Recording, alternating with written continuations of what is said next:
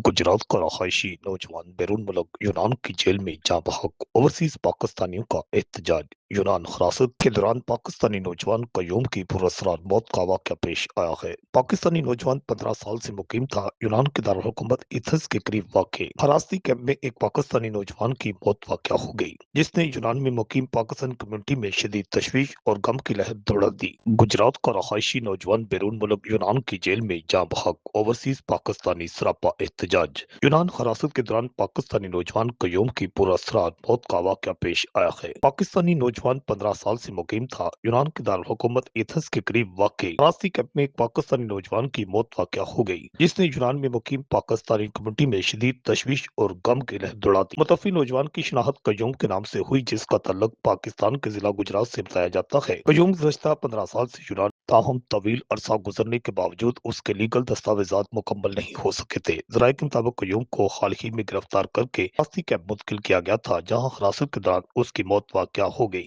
पाकिस्तानी नौजवान की मौत की तहकीकात का आगाज कर दिया गया है, जबकि दूसरी जानिब यूनान और तुर्की के बॉर्डर पर एक और अफसोसनाक वाक़या पेश आया है, जहां पर एक और पाकिस्तानी नौजवान, जिसे गोलियां मारकर शदीद जख्मी कर दिया गया, उसे अस्पताल दाखिल करवाया गया है। इस नौजवान को गोलियां किसने मारी, इसके बारे में अभी कुछ पता न चल सका है, और ये नौजवान किस इलाका का रहायशी है, इसके बारे में भी अभी मालूमात सामने न आई है। ताहम ये कन्फर्म है कि पाकिस्तानी नौजवान जो है उसे गोलियां मारकर शदीद जख्मी किया गया, जिसे तशवीशनाक हालत में मुकामी अस्पताल में दाखिल करवाया गया है। इत्तलात ये सामने आ रही है कि बॉर्डर क्रॉस करते हुए बड़ी तादाद में वहां पर कुछ नौजवान पकड़े गए हैं और वहां पर कुछ ऐसा वाक़या पेश आया, जबकि दूसरी जानब बैरून मुल्क ईरान से पाकिस्तानी ज़ायरीन जो हैं उनकी बड़ी तादाद में वापसी हो गई है। बताया जाए कि 300 से ज़ायद जो पाकिस्तानी हैं वो अचानक वतन वापस आए हैं। अमेरिका की जानिब से हमला किए जाने के खदशा के बायस ईरान से पाकिस्तानियों की बेदखली का और पाकिस्तानियों की वापसी का अमल जारी है। रिपोर्ट आकाश न्याजी, गुजरात।